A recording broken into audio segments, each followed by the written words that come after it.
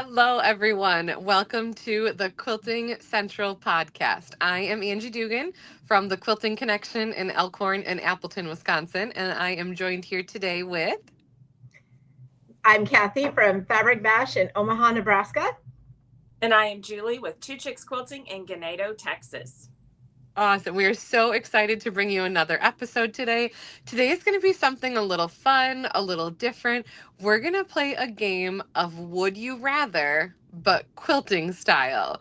So we've got some fun questions of Would You Rather, and we'd love to just play this fun game. We hope you can join along with us and laugh along with us. We'd love to have your comments and your feedback of which ones would you rather experience. Yes. And that'll be the fun game. Some of these are going to be painful choices. Yes.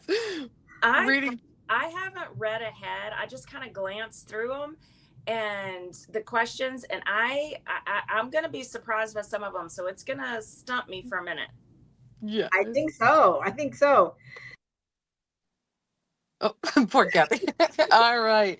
Thank you. Let's just jump right on in. So there's some kind of funny ones. There's some lifestyle ones. There's a whole bunch of these. So the first one, would you rather run out of bobbin thread with 3 inches left or always misplace your seam ripper?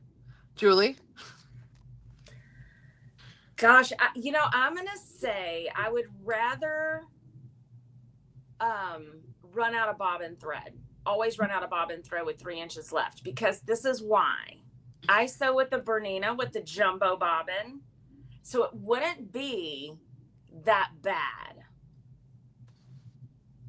because I use my ripper a lot. So if I didn't have a ripper, I believe I would be sad. What about you, Kathy? Well, since I cannot remember where I put my seam ripper, my scissors, my ruler, my chalk, or whatever when I'm long arming or quilting, I would probably do that instead of run out of bobbin.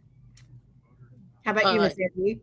I would probably rather misplace my seam ripper because I get so frustrated when I run out of bobbin with just a little bit left. I was doing a custom quilt and I had literally a 1 inch by 1 inch square left on the entire custom quilt, and I ran out of bobbin and it just ruined my day.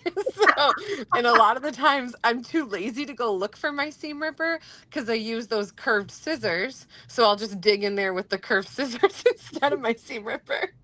But there's ways to work around both of those things if you really think about it. Like you could fill extra bobbins so it wouldn't be that big of a hassle, or you could buy multiple rippers. But either way, it's Either way. Either way. I would love to know the number of average seam rippers and scissors we all have. I have 3 rippers, I know, in my little bag that I keep by my machine. 3. All right. Miss Julie, what would be the next would you rather? So, let's see. Would you rather sew with fabric you dislike forever, or always be 1 block short of your favorite fabric? Kathy? I would have to say I would always probably I'd want to sew with fabric that I really like and be a block short and be frustrated at that point, because I don't want to be I just want to be happy while I'm sewing, and fabric just makes me so happy. There's not a whole lot of fabrics that I feel like I really dislike. And I would hate, what do you do if you're 1 block short? You got to put something else in there or you lose a whole row. So I guess I would probably choose the dislike fabric. I can find something pretty in any of them. Sure. Oh, that's true too. Yeah. I'm very black and white when it comes to fabric I like. Like you can ask the reps that come see me. They plop out a thing in front of me and I'm like, no. In a nanosecond. In a nanosecond. Sometimes they don't even get to open the little card. Like I see the picture on the front. I'm like, no. They're like, oh, okay. And they set it aside. So I would probably rather be a block short because I can find something that I can make a design choice to throw in another piece as long as I like it. That matches, that's gonna work in the quilt. I tend to do a lot of scrappy stuff like this one back here, but it's matchy scrappy, and so I could probably find something. I like that matchy scrappy. That's great. But I have to like it, or I'm not gonna sew it, and I'm gonna be cranky if I have to. Okay, so this how about this one? Only use scissors for cutting or only use a dull rotary cutter. Oh my gosh. I would choose the dull rotary cutter every day, and I will just crank over that 17 times if I need to get through it, because I cannot cut straight with scissors to save my life. I apparently failed that part of kindergarten and have never perfected it since. What about you guys? That's tough. That is tough. I'm the same way. I cut with, if y'all could have seen, oh my gosh. All rotary blade, because, and I would be cussing a lot, but I cannot do scissors. It hurts my arthritic hand. Yes. I know, but there is, okay, so I'm going to say I probably would go with scissors. Oh. Because there is something so satisfying when you go, waka. And you get that like perfect cut and that sound, and it just slices through that fabric like butter. Mine would look like a pre-K student cut it out. It would be all chopped up. I love it. I don't know, but there is something just satisfying, I think, when that those scissors, especially if you have really good gingham or Femori scissors, that see that sound, right? I like the sound effect. I remember there was an exhibit that traveled around like to our Milwaukee Public Museum, and it was the G's Bend quilts. And I think they were from like Alabama, I want to say, and everything they made was, yeah, they were like cut everything with scissors. And I think about how much quilting has changed in all of these hundreds of years, and that's all they had. So I'm spoiled now, and I'm going to use that rotary cutter no matter how dull it is. But that's a good thing. Change your rotary blade often, because that's when accidents happen, is when you're schwacking through that fabric. Right. Schwacking. I love it. Okay. All right, so sorry, go ahead, Judge it. Okay, here's a good one, because Kathy, I think you're on the other list and you're out of the order that we're going. But I'm going to go back to this order. I'm on the bottom list. Oh, okay. Okay. This going on. Would you rather only make tiny mini quilts or only king size quilts? Oh. Can I say neither? No. Not an answer. I would do king. It's my least favorite thing when I take like a quilt that's meant to be on the couch, like a lap size quilt, and it doesn't cover my nose and my toes. It drives me crazy. So I would much rather have a giant king size quilt with way extra that I can wrap all around me and snuggle up in there. Kathy? I would probably, because I like working straight on the long arm, I would try to find, and I'm going to have Giuseppe here soon. The minis would be kind of fun, I think. So I like to do more artsy stuff. So I think I would go mini. I would definitely go mini because of my patience level. Because I get bored and I will bail on a quilt. Like I told my kids 3 Christmases ago, I was like, okay, guys, because typically everybody gets a quilt at Christmas. And I'm like, okay, this year or this coming Christmas, and this was like at Christmas that year, I'm like, next year, y'all are going to get a couple quilts and you're going to get a king size quilt for your bed. And they were like so super excited.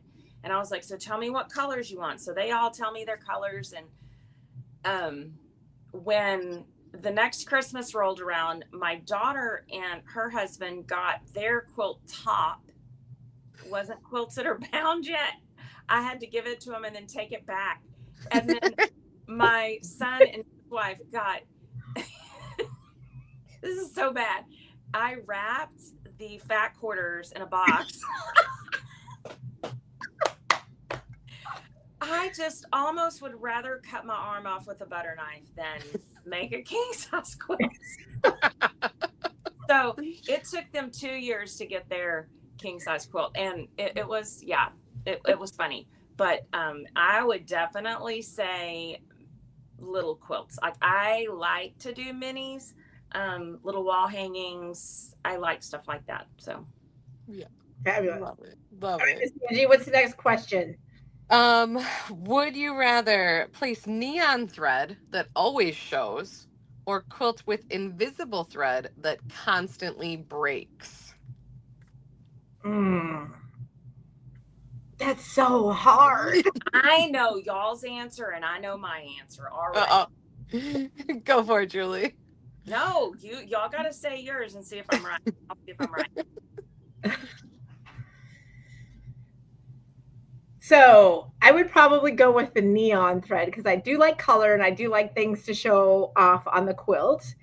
I would struggle probably, and especially like in the free motion world, with my I'm a perfectionist, so I would probably be very critical of that quilt if I was doing free motion quilting, where, because the invisible thread, but that invisible thread always breaking would drive me nuts. Yep. I would take the neon too, and I would probably only do meander. I would do no other patterns, so it wouldn't make it even busier, and I would only meander every quilt then. I'd do straight line. I'd probably do straight line. There you go. Okay, so I was wrong about you two because I thought you would battle it through. Because do you remember when we talked about on a previous podcast, we showed some colors? Yes. And what colors did y'all pick? Oh, this blends and this is so neutral. And I quilt everything in this gray. And I'm like, We're called out. We're called out. Oh my gosh. I can neon it up. Let's do it. And I would quilt anything and everything because I don't free motion. I do the computer, so it would be perfect. I wouldn't have to worry about it my quilting not looking right. But I would put neon lime green on this quilt hanging behind me if I would have quilted that. But I didn't. Love it. Well, yeah. I think it depends. Yes. So if I just had the choice always, I would go with the lime green over the thread breaking because that would drive me. My patience would be tested, and I would probably start not liking my machine. Right. So, would you rather have unlimited solids or unlimited fat quarters and prints? I would take the solids. I would take solids all day long because I can enhance those with my quilting and my threads if I want to change the way that quilt looks. Like, look at that beautiful quilt behind Cathy. All those solids. I love it. Yeah, I would do the same. Solids, bright. I would do prints probably. Yeah, I was gonna guess that with you. Even though I like the idea to enhance the solids with your quilting, solids are boring and I need to have some design in my life. And the more bold and funky it is, the better I like it. So right. I would definitely take prints. And there are millions of patterns for fat quarters, so you wouldn't be bored. Fat quarters is just like gives you unlimited possibilities. So for sure, I do love fat. I love a good fat quarter, for sure. So I mean, yes. Okay. Hey, I want to hear a funny story about fat quarters right quick. Heck yeah. Do.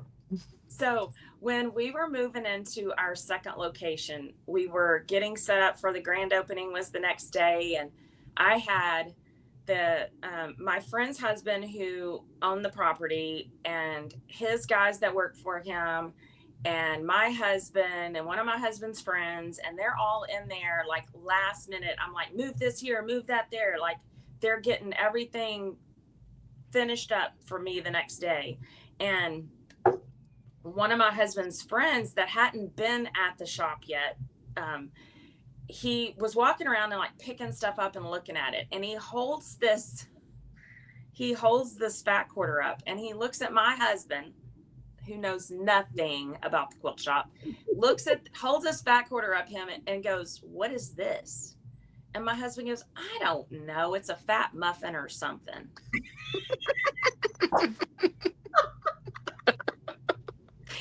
I mean, I guess he's paying attention, layer cake, jelly roll, fat muffin. Really close. Super close, but no cigar. Leave it to an XY chromosome to put it with food. Yes.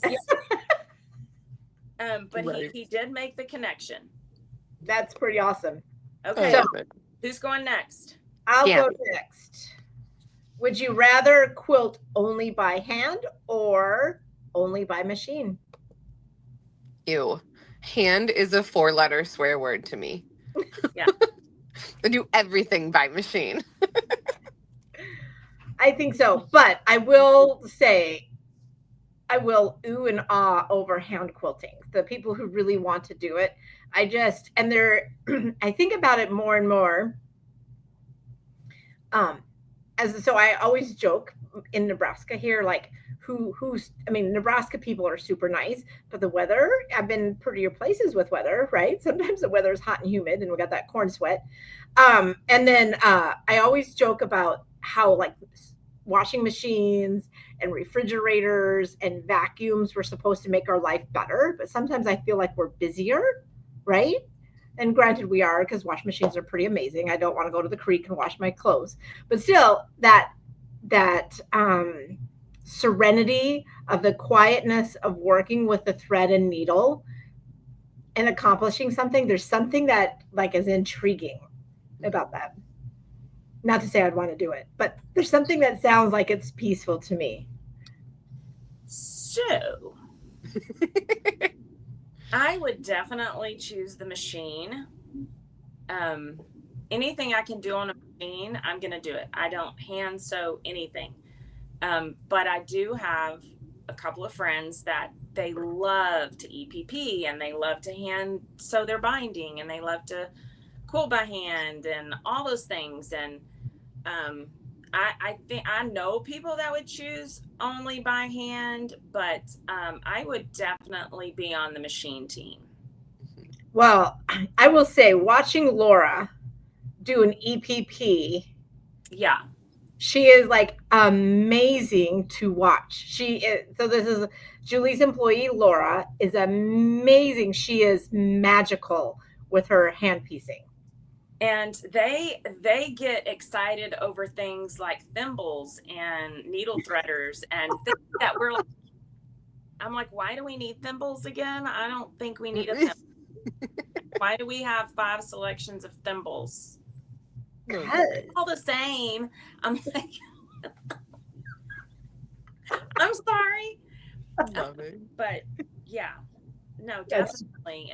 And my friend Missy is an avid hand quilter. She loves to hand quilt. She always has a quilt in, even though she has a long arm, she always has a quilt in process and that she's hand quilting. And she's also into EPP and all of that. But no, she actually has an EPP project that we have made so much fun of her over, and I'm trying to find something small enough to show y'all. I bet the block is this big. That's a finished block. Wow. It's tiny. And it's probably, for those of you who are listening to this and not looking, it's maybe 2 inches big. And when you guys are saying EPP, English paper piecing, English right? paper piecing, yes. And that's where you have like a little stiff piece of cardboard or cardstock paper, and it's cut into a shape, so like a hexagon. and then the fabric is like folded over to the back of that little piece of paper and glued down. And then you take those little shapes and you hand stitch them together. And so one of her papers, just the single part of that little 2-inch block, was about the size of her fingernail. And I'm like, who? And she texts in our text group, because so we have a text group of a bunch of us that retreat together. And there's a portion of them that like to do EPP. So they have their own little, they speak their own language. So they kicked me out of that group. And so they one day post this project, and they're like, who wants to do this with me? And I'm like, y'all are crazy. Like, I'm not listening to you complain. Do you see what all you have to do in that? I'm not listening to y'all complain about it. And anyway, so they started their own group. But anyway, somebody in our group talked her into buying this block of the month. And I'm like, I know for sure it was not me. I know for sure. But yeah, EPP, English paper piecing, hand stitching, that is not my jam. I do like anything I can do with a machine. So All right. Oh, that's that one. Okay, what's our next one? Let's see. Let's get seasonal. Would you rather quilt only with orange and black fabric or only glow in the dark thread? I think I'd have to take the thread. I'd have to take the glow in the dark thread, because I think orange and black are probably my least favorite to piece with. Ooh, that's a tough one again. Those are hard. But I do think, I love fall is my favorite time of the year. So orange and black. I'm going to go orange and black because there's a lot of fun things that you do. And I love the whole steampunk thing. I love all of that kind of stuff. So I'd go orange and black. And I do even love the Kansas Troubles orange and black too, because those are just yummy. Yeah, say what shade of orange and black. I'm going to say glow in the dark thread. And simply because of my sense of humor, I think it would be super hilarious because it doesn't look like glow in the dark when you have the lights on. Oh, yeah. Can you imagine you gift this quilt to somebody and they go to bed and they have it on their bed and they're like, oh my God, what is that? And not tell them. That's fun. Yeah. Right. Do you see that? I see that. Oh my gosh. So yeah, I think the glow in the dark thread would be entertaining as well. Yeah, I could put a secret message. Watch out. I'm coming for you in the night. Yeah, you could put messages in there. Yeah. That would be hilarious. I love it. Okay, what about, would you rather go to every quilt show for free but not shop, or shop endlessly and never attend a quilt show? I would say shop endlessly and never attend a quilt show. So where we live, there's a lot of small quilt shows, but not the big ones. Like some areas of the country have, Paducah's close by. We have Houston, which is festival. That's a big one. But there's a lot of time in between quilt shows here that I could shop. So I think I would choose shop endlessly and never attend a quilt show. There you go. You know what? I think I would probably I like getting inspiration. So now that I've been to Paducah a couple of times and the Kansas City and QuiltCon, and let me see. I would like the inspiration. Huh? I didn't think about those things. I need to change my answer then. Nope. You were stuck shopping. I was Sorry. At home. I just feel like the inspiration that you get from all of those places is just amazing. Plus, it's so inspiring what people can do with fabric and thread. It is just truly, truly, we are so lucky to be quilt store owners to see this fabric that they buy from us and what they turn it into is just such a gift. It is so, and the way people just give, oh, here, take it away. This is all for you. I just find it beautiful. I just find this quilting world amazing. Yeah. I would definitely choose quilt shows because there are so many of them. But it would be hard because remember, you can't shop if you go to the quilt shows. I know. So but I really enjoy connecting with other quilters at the shows. And, especially because we always have the booth, I get to see some of our customers that I don't get to see on a regular basis. So I definitely love the quilt shows and just the inspiration, like you said, walking around through the quilt displays too and seeing some of them will do the same quilt, but quilted differently, the same fabric, same pattern, but then quilt those quilts differently. And I just like to see that inspiration too. So I'd have to say quilt show. And the Paducah, it almost brings me to tears when the marching band goes through and to see the ladies and the gentlemen at the end showing off their quilts. It's almost like, oh my gosh, it's like I'm at a military parade. I'm so teary-eyed. So there's something like just magical. It's magical.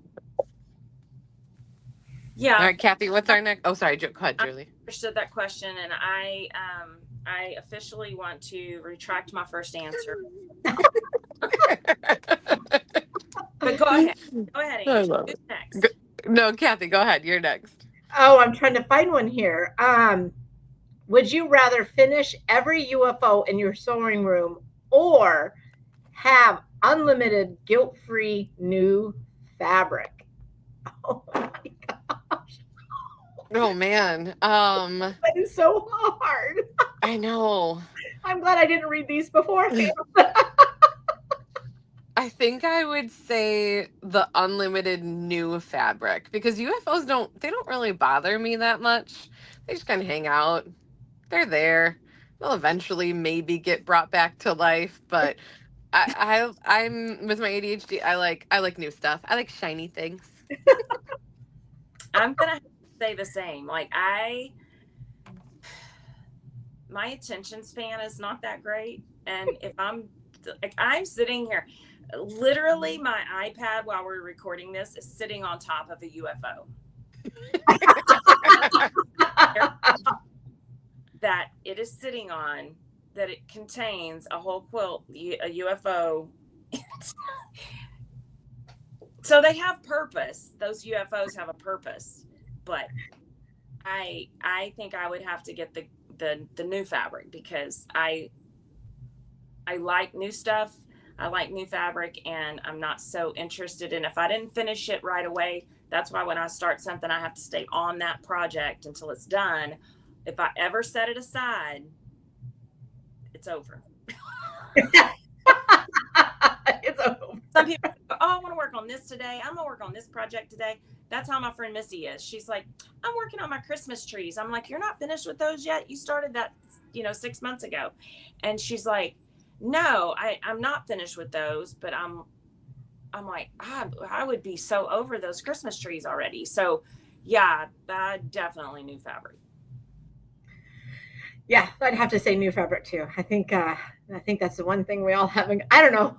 I know one of my customers for sure would say just the opposite because she really, when she teaches at our store, challenges everybody to finish their project. And so I know she would be that way. But for me, it would definitely be the new fabric. I'm like you, so right behind this quilt, there's it.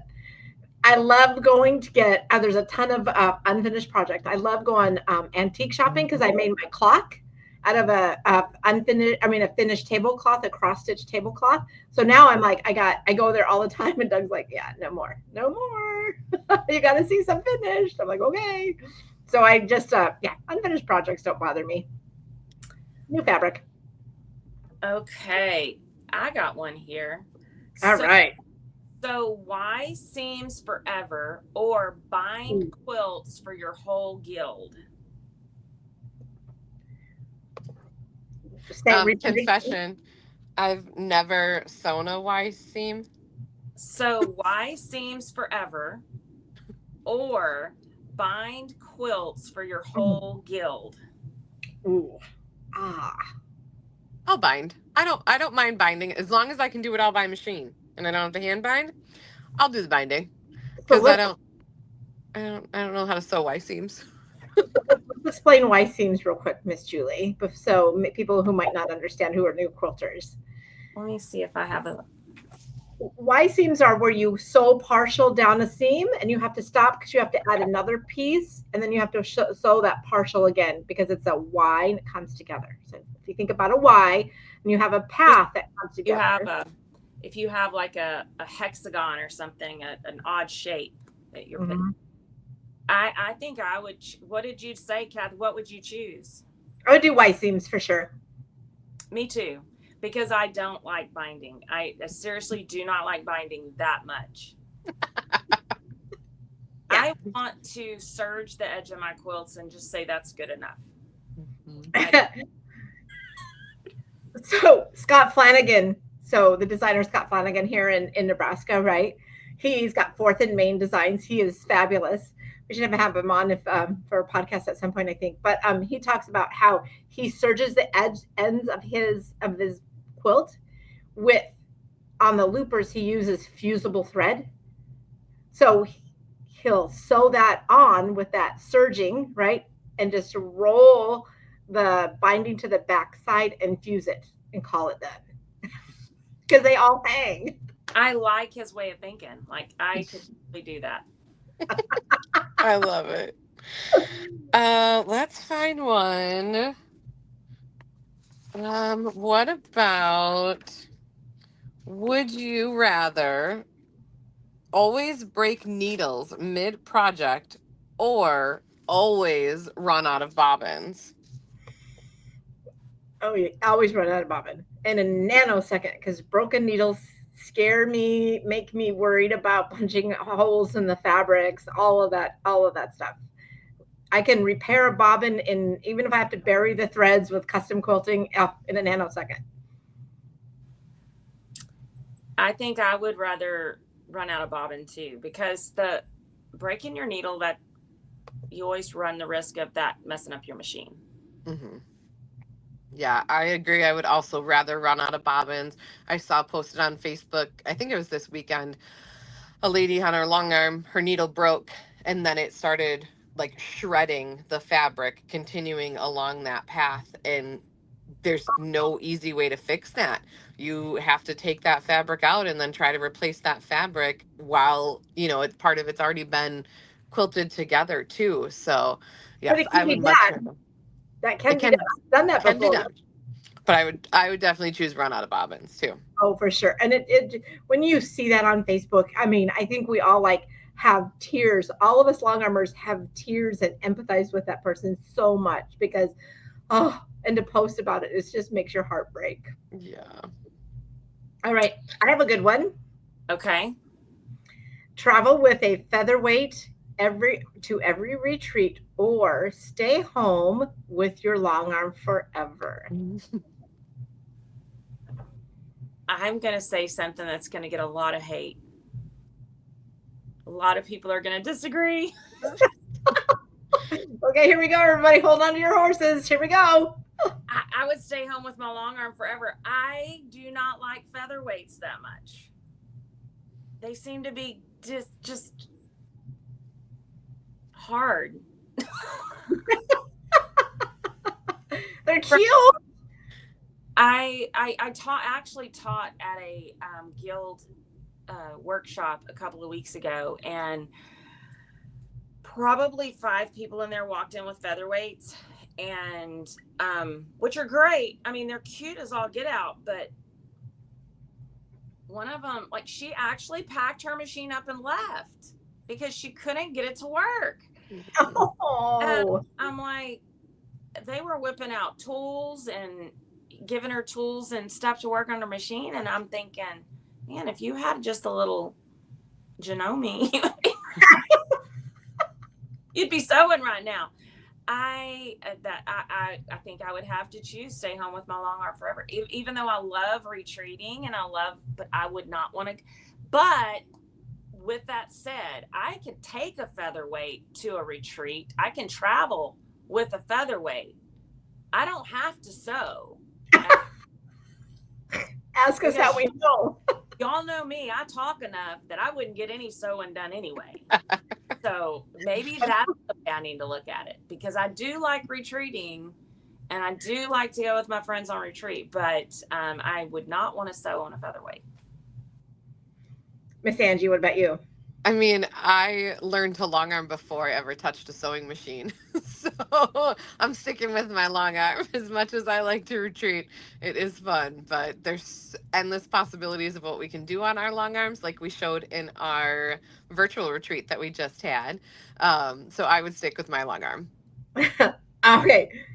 So I have not retreated a lot because when I sewed at home with my kids' clothes, that was just a me thing, right? And we moved around a whole bunch. When I got into quilting, I immediately hopped into the whole long arm world. So I didn't retreat a lot because I got the long arm, right?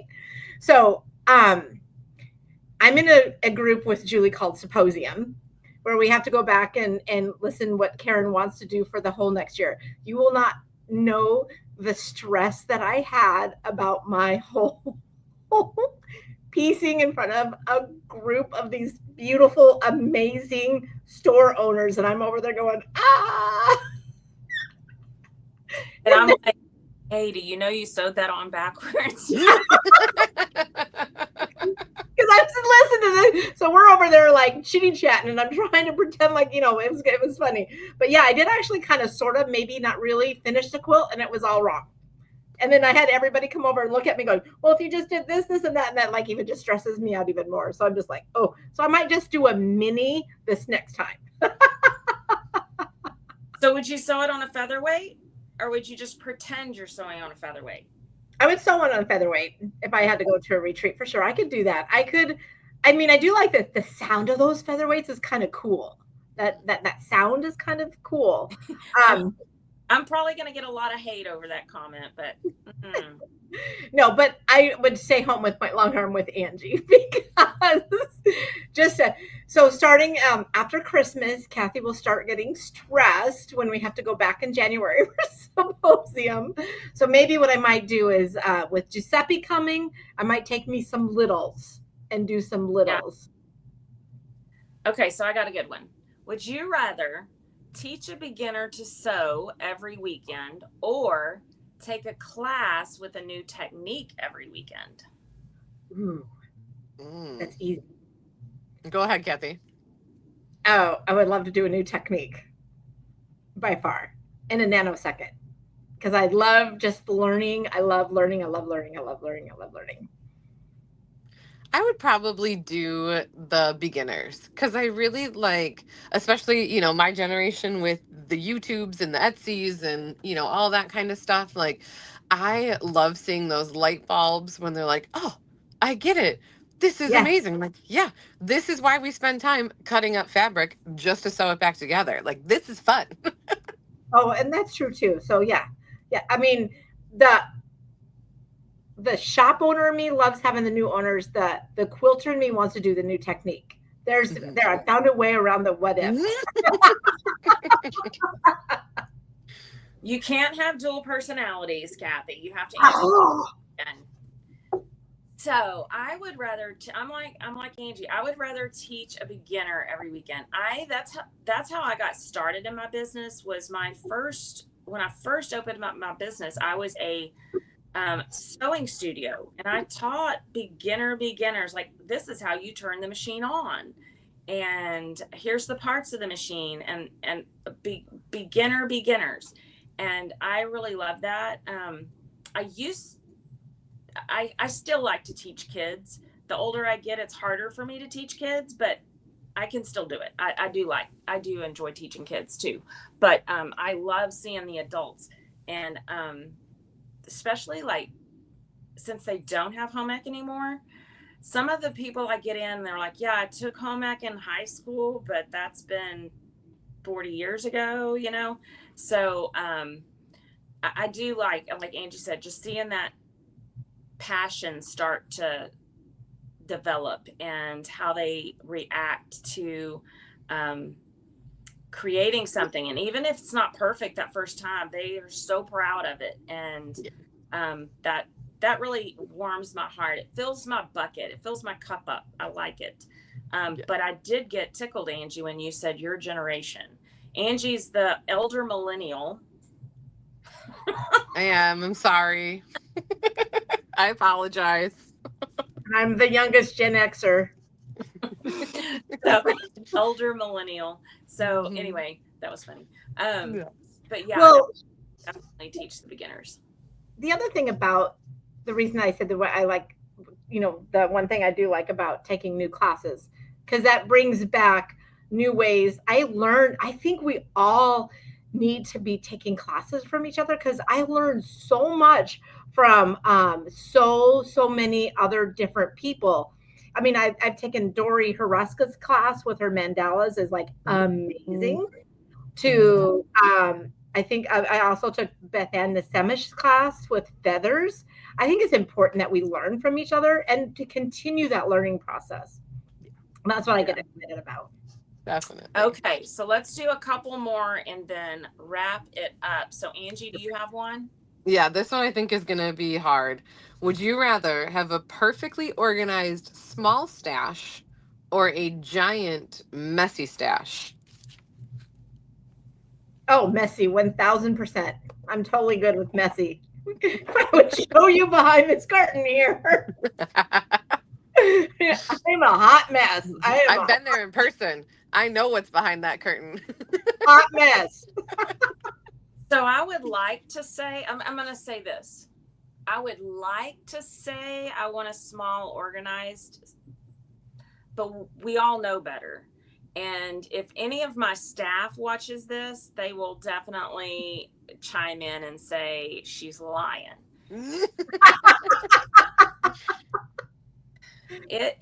I cannot stay organized. My room looks like a freight train went through it, and my office looks like that. And I tell everybody that walks into my office, I'm like, look, it's the creator in me. You just need to, I know where everything's at. Just shut your eyes. That's all you can do. But yeah, I would like to say organized. I do have that, Pinterest board where I've posted all the cute little pictures of the organized sewing room and how I could find and how I could accomplish all of that. But no, it's never happening, and we all know it. My favorite part about my stash is that it's in a closet and I can go boop and close the doors. So it is real messy. And I mean, I pretty much know what's in there, but sometimes it's fun to go through and be like, I totally forgot about this one. So unfortunately, I am also on the messy stash side, but I do get a lot of fabric envy when we go to, like, say, set up a long arm in somebody's house and you walk in and there's just these beautiful bookshelves and all the fabric is folded so nicely and so neatly and organized by colors. And I'm like, this is so pretty. And I, make sure I'm not like drooling or anything. But my stash at home is 100% close the doors. I think I answered. I have some friends that are very, very organized, and it's just totally your personality. Like it cracks me up because, my best friend Missy and we're polar opposites on a lot of things. And that is one of them. Like, she is super uber organized. She probably has I will tell you how organized she is. She has a spreadsheet of what color threads that she has. And it's wonderful. She doesn't buy things she knows she already has. Like, she gets to the store and can't remember what color thread she doesn't have. Oh, do I have that blue? Let me look on my spreadsheet. And I'm like, what? Who has a spreadsheet? And so I've discovered with her that it is our personalities, but we thrive off of each other. And it's hilarious because we're just so polar opposites on stuff like that. But her sewing room is really organized. She has a box that has 5-inch squares in it. She has a box that has 2.5-inch squares in it. She has, a box with pink fat quarters and, all of it. And if I ever need anything, 1-800-MISSY, hey, do you have? I got ready to do the project and I needed some that I did on the virtual retreat. And I'm like, hey, do you have, I need some lace and some some just different stuff. Like, do you have any little things that I can add to my chrome quilting other than cotton fabric? And she was like, of course I do. And here she shows up with this cute little box, and it's full of all these little things. And I love it. Probably organized by size. Yes. Right. She's super, super organized. But she's that way in her whole life too, right? Like and I'm not. Okay. I'm a rolling crazy mess. So Having 8 children fall after me, and especially the twins, the girls that, having twinners, that broke me. It's fine. So I probably answered that question way too fast. You're good. You're good. All right. Last one. Yep. Okay, last one. Would you rather always piece curves or always do paper piecing? Oh, that's going to be a good one. Angie's snarling her nose because I think she doesn't want to do either one of them. No.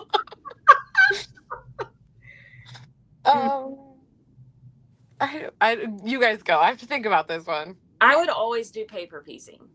Now, okay. Foundation paper piecing, not English paper piecing, which is needle and thread. Foundation paper piecing is totally different. That's where you have a piece of paper. It has lines on it. You lay your fabric, you sew on the line, and tear your paper off when you're done. I would definitely do that versus piecing curves, which isn't that bad, but if I had to if you had to pick one, I love the So Kind of Wonderful rulers. My eyeball has always loved those patterns. I love the simplicity of how they make it working with the curves.